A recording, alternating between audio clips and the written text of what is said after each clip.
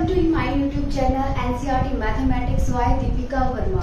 अगर आपको मेरी वीडियोस पसंद आती हैं और आप चाहते हो कि आगे भी अदर क्लासेस की वीडियोस आती रहें तो मुझे सपोर्ट ज़रूर कीजिएगा। मेरे चैनल को लाइक शेयर सब्सक्राइब ज़रूर कीजिएगा। तो आज हम करने वाले हैं क्लास 8 का चैप्टर नंबर 4 जो कि है आपका डाटा हैंडलिंग, जिसका हम आज इंट्रोडक्शन करेंगे। तो देखिए डाटा हैंडलिंग क्या होता है। डाटा होता है फैक्ट्स, रॉ फैक्ट्स, जिसको हमें क्या करना पड़ता है, प्रोसेस करना पड़ता है, उसको मैनेज करना पड़ता है, जो कि क्या होता है आपका डाटा हैंडलिंग होता है। तो डाटा हैंडलिंग में सबसे पहले जो हम पढ़ेंगे वो पढ़ेंगे पिक्टोग्राफ। पिक्टोग्राफ क्या पढ़ेंगे, पिक्टोग्राम। देखिए पिक्टो वर्ड है जो किससे आया है, पिक्चर से आया है, जिसमें हम डाटा को जो मैनेज करते हैं, डाटा को एक टेबल में बनाते हैं, जो किसके हेल्प से बनाएंगे, हम पिक्चर्स के हेल्प में। जैसे कि मान के चलो एक कार मैन्युफैक्चरिंग कंपनी है जो कि जैन में क्या कितनी कार बनाती है आपकी 500, ठीक है। फैब में कितनी बनाती है, फैब में वो बनाती है 400, ठीक है। एंड मार्च में बनाती है वो आपकी मान के चलीजिए 450, ठीक है। ये चलीजिए अब क्या कह रहा है, इसको क्या इसमें बनाना है, आपको पिक्टोग्राम में बनाना है। तो पिक्टोग्राम में कैसे बनाएंगे, 100 कार्स, क्या लिखोगे, 100 cars is equals to, ठीक है, 100 car is equals to this। तो 100 कार में कितनी है टोटल 500, कितनी कार आएंगी, 5 कार आएंगी, 5 कार्स, ठीक है। तो आपको कितनी कार बनानी पड़ेगी, यहाँ पे आपको बनानी पड़ेगी 5 कार्स, ठीक है। ओके बनाइए, ठीक है। इस तरह से आपको कितनी कार्स बनानी पड़ेगी, यहाँ पे 5 कार्स बनानी पड़ेगी।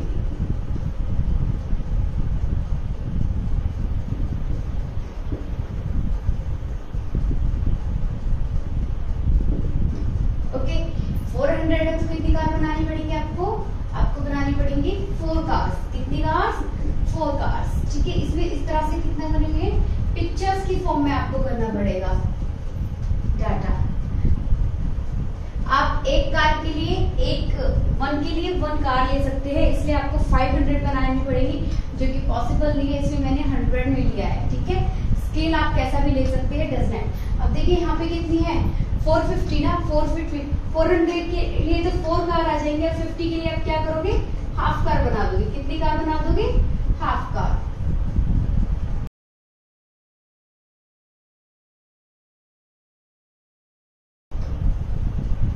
देखिए बनाएंगे हाफ कार, ये हाफ कार होगी।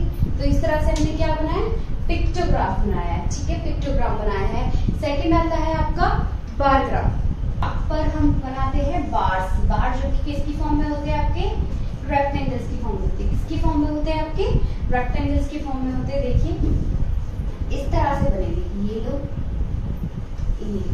ये आपका कौन सा एक्सिस होगा, ये आपका एक्स एक्सिस होगा, ये आपका वाई एक्सिस होगा, ठीक है, क्लियर। ये बार होंगे, जिस हिसाब से आपको डाटा दिया जाएगा वैसे ही आपको बार होगी। मान के चलिए आपका क्या दिया है, स्टूडेंट के मार्क्स दिए हुए हैं, ठीक है। ये 50 मान के चलो 10, 20, 30, 40, 50, ठीक है। इस तरह से ए के मार्क्स दे रखे हैं, बी के मार्क्स दे रखे हैं, सी के, डी के। मान के चलो बी के कितने आए 30 मार्क्स, तो ये ए के हो गए। फिर डी के कितने आए आपके 40 मार्क्स, तो ये हो गए। सी के 20 आए, 20 यहाँ चला गया। बी के 50 आए तो 50 यहाँ चला गया। जितना ज्यादा डाटा होगा बार उतना ही लंबा होगा। ये आपका बार ग्राफ होता है, इसमें ये रेक्टेंगल शेप होता है, ठीक है, बार का। इस तरह से आपका क्या होता है, बार ग्राफ होता है। बार ग्राफ के बाद आपका क्या आता है, आपका आता है डबल बार ग्राफ, ठीक है। अब डबल बार ग्राफ इसमें देखो, ये हो गया 50, ये स्टूडेंट ए के मार्क्स है, स्टूडेंट बी, स्टूडेंट सी। मान के चलो ये मार्क्स किसके हैं, इंग्लिश सब्जेक्ट के। किसके सब्जेक्ट में, इसी में आपको क्या दे, मैथ सब्जेक्ट की भी मार्क्स इंक्लूड कर दे, तो आप क्या बना सकते हैं, इसी में डबल ग्राफ बना सकते हैं, क्योंकि मार्क्स तो है क्या, एबीसीडी की तो मार्क्स है, लेकिन सब्जेक्ट अलग दे दिए। देखो मान के चलो ये किसके होगी, इंग्लिश के होगी। अब मैथ्स के है, मैथ्स के क्या हो गए, इसकी 20 मार्क्स होगी, तो ये हो गए, ठीक है। यहाँ पे आप मैथ लिख लीजिए, ठीक है। बी के मान के चलो 40 आ गए, इसके भी कितने आ गए, 40 आ गए, तो ये यहाँ पे इंक्लूड हो जाएगा, ठीक है। ये इसके मैथ के हो गए, ये इसके किसके हो गए, इंग्लिश के। फिर देखिए सी के मान के चलो इसमें कितने आ गए, 30 आ गए, कितने आ गए, 30 आ गए। तो ये 30 किसमें आ गए, इसके मैथ्स में, इंग्लिश में इसके कितने हैं, 20। देखिए 50 है इसमें इंग्लिश में, मान के चलो इसके 40 आ गए, किसमें आपके 40 आ गए आपके इसमें मैथ्स में। तो इस तरह से क्या होंगे, डबल एक ही बंदे के कितने होंगे, दो दो रेक्टेंगल, दो दो ये बार होंगे। इस तरह से क्या बनता है आपका डबल ग्राफ बनता है। फिर है organising data, third is organising data. Organising data में हम क्या करते हैं, डाटा दिया जाता है, रॉ डाटा दिया जाता है, ठीक है, और उसको हमें क्या करना होता है, ऑर्गेनाइज करना होता है। जैसे कि मान के चलिए आपके पास क्या है, पेन है, क्या है, पेन्स है, काफी सारे पेन्स हैं, जिसमें देखो स्टूडेंट ए के पास पेन दे रखी हैं, ऑरेंज पेन, कलरफुल पेन है, मैं बात कर रही हूँ, orange pen, red pen, black pen, ठीक है, रेड पेन, ऑरेंज पेन, ठीक है, यहाँ पे कर देती हूँ ब्लू पेन, बीई से ब्लू पेन रिप्रेजेंट कर देती हूँ, pink pen, red pen, black pen, orange pen, red, black, blue, ठीक है, इस तरह से पिंक, अगेन पिंक, ठीक है, इस तरह से क्या है उसके पास पेन्स है, कलरफुल पेन्स है। अब आपको कह रहे हैं कि ऑर्गेनाइज करना है, क्या करना है, ऑर्गेनाइज करना है। तो देखो पेन कौन कौन से हैं, एक के पास है आपका, यहाँ पे लिखोगे कलर ऑफ पेन, टेबल बनाओगे उसमें क्या लिखोगे, कलर ऑफ पेन, ठीक है, क्या लिखोगे, कलर ऑफ पेन। फिर यहाँ पे लिखोगे आप टैली मार्क, क्या लिखोगे, टैली मार्क। तो उसके बाद क्या लिखोगे, फ्रीक्वेंसी। फ्रीक्वेंसी का जो मतलब होता है, फ्रीक्वेंसी का मतलब होता है वो चीज कितनी बार रिपीट हो रही है, ठीक है, ये चीज समझ में आ गई। तो देखो कलर ऑफ पेन क्या है, सबसे पहले जो डिफरेंट है वो लिख लो ऑरेंज, ठीक है, फिर क्या आ रहा है, रेड, क्या आ रहा है, रेड, ऑरेंज, उसके बाद क्या है, ब्लैक था, ब्लैक, कौन सा है, ब्लैक, फिर है रेड हो गया है, ऑरेंज हो गया है, फिर है आपका ब्लू, कौन सा है, ब्लू, उसके बाद आपका पिंक, कौन सा है, पिंक। बस यही कलर्स है। अब इनको रिपीट कितनी बार हो रहा है वो देख लेते हैं। ऑरेंज हो रहा है 1 2 3 टाइम्स, कितने टाइम्स हो रहा है, 3 टाइम्स। तो पहले मार्क्स में क्या करेंगे, 1 2 3, जितना होगा उतनी लाइंस खींच देते हैं, ठीक है। फ्रीक्वेंसी कितनी बार आ रही है, 3 टाइम्स आ रही है, कितनी बार, 3 टाइम्स। फिर रेड देखिए कितनी बार आ रहा है, 1 2 3 4 टाइम्स, कितनी बार आ रहा है, 4 टाइम्स। तो रेड 1 2 3 4, यहाँ पे क्या लिख दोगे आप, 4 लिख दोगे। फिर देखिए black, 1 time 2 time 3 time, black भी कितनी बार आ रहा है, 3 टाइम्स, तो यहाँ पे क्या लिख देंगे, 3। फिर ब्लू देखो कितनी बार आ रहा है, 1 बार और 2 बार आ रहा है। ब्लू कितनी बार आ रहा है, 2 स्टैंडिंग लाइन, टैली मार्क्स ये हो जाएगा, ठीक है। पिंक कितनी बार आ रहा है, पिंक आ रहा है 1 2 3 टाइम्स, 1 2 3। तो इस तरह से आपका क्या होता है, ये ऑर्गेनाइजिंग द डाटा। ये क्या टाइप है, डाटा हैंडलिंग का, ऑर्गेनाइजिंग द डाटा, ठीक है। ये आपका टाइप है ऑर्गेनाइजिंग डाटा का। इसके बाद जो आता है वो है आपका ग्रुपिंग द डाटा, ठीक है। इसके बाद क्या करेंगे हम, ग्रुपिंग द डाटा। इसके बाद क्या आता है, ग्रुपिंग द डाटा, ठीक है। नाम से पता चल रहा है डाटा को किस में आपको करना पड़ेगा, ग्रुप्स में करना होगा। आपने देखा होगा मोस्टली रिजल्ट आता है, आपका टेस्ट होता है, जैसे क्लास में उसमें मैम बताती है कि 10 से बिलो कितने बच्चों के हैं, 10 to 20 कितने बच्चे के, 20 to 30 कितने बच्चों के, इस तरह से बताती है ना, तो वो ग्रुपिंग ही होती है। देखिए मान के चला आपका कोई टेस्ट हुआ है और उसमें क्या हुआ, 0 to 10 जो बच्चे हैं वो कितने हैं, कितनों स्कोर क्या है, 3। या फिर आप इस तरह से कर सकते हो, 1 5 9 15 13 18 20 23 28 19 15 16 3। आप देखिए, आप ये सारे के सारे नंबर्स क्या है, अलग अलग हैं, सिर्फ एक दो नंबर है जो रिपीट करेंगे।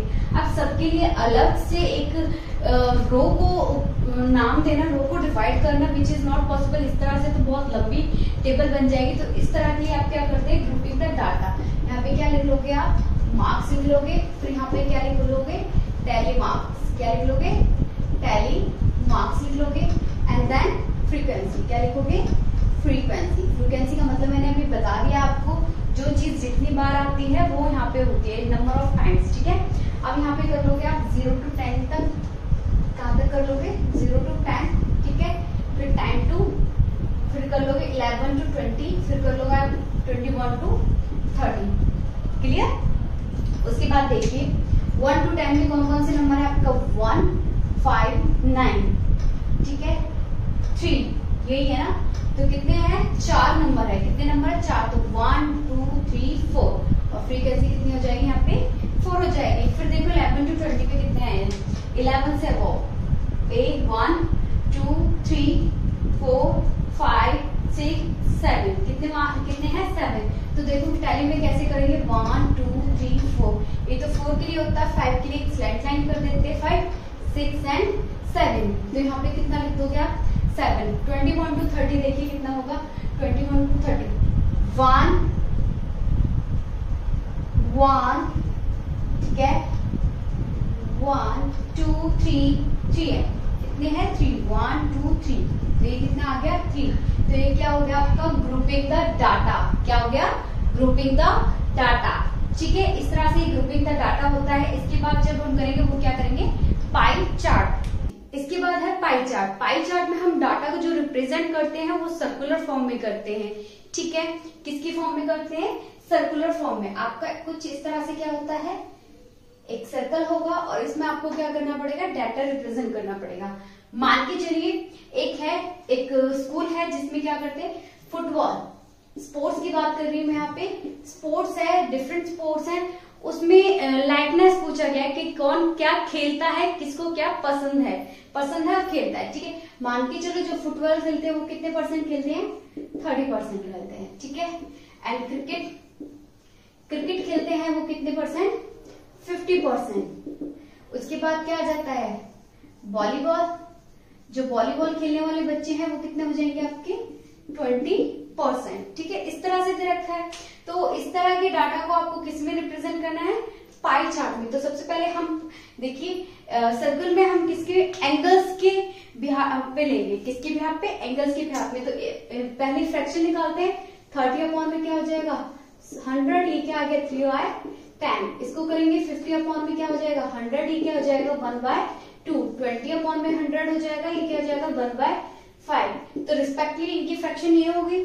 अब क्या निकालेंगे हम, एंगल निकालेंगे ना। तो एंगल निकालने के लिए सबको किससे मल्टीप्लाई करेंगे, 360 डिग्री से। किससे, 360 डिग्री से। 10 से 10 कैंसिल, 2 से ये क्या आ जाएगा, 180।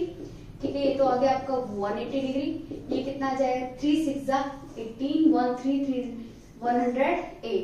और ये कितना आ जाएगा, ये आ जाएगा आपका लगभग 5 से कितना जाएगा, 5 7 35, 5 2 10। तो ये आ गया 72 डिग्री। इस तरह से आ गया आपका। ओके, तो इसको करो 180 डिग्री। सबसे पहले कोई भी आप पहले ले सकते हो, फुटबॉल ले सकते हो, क्रिकेट पहले ले सकते हो, volleyball, what ever you want, कुछ पहले ले सकते हो। तो मुझे जो इजी पड़ रहा है वो है क्रिकेट, तो मैंने क्रिकेट ले लिया। क्रिकेट है आपका 180 डिग्री, ये पूरा 180 डिग्री है, ये हाफ है। उसके बाद क्या दे रखा है आपको, वॉलीबॉल दे रखा है। क्या दे रखा है, वॉलीबॉल एंड फुटबॉल। तो वॉलीबॉल देख लेते हैं। ठीक है, ये तो आपका आ जाएगा 72 के लगभग है, ये हो जाएगा आपका वॉलीबॉल, जिसकी परसेंटेज आपको क्या दे रखी थी, जिसकी परसेंटेज आपको दे रखी 20 एंड इसकी परसेंटेज आपको दे रखी 30। ठीक है, एंगल की बात नहीं कर रही, परसेंटेज की बात कर रही, 30%। ठीक है, क्या है आपका फुटबॉल, और ये है आपका 50% जो कि क्या है आपका क्रिकेट। इस तरह से आपका क्या बनेगा, पाई चार्ट बनेगा। इसमें डेटा को रिप्रेजेंट करते हैं, वो किस फॉर्म में करते हैं, सर्कुलर फॉर्म में।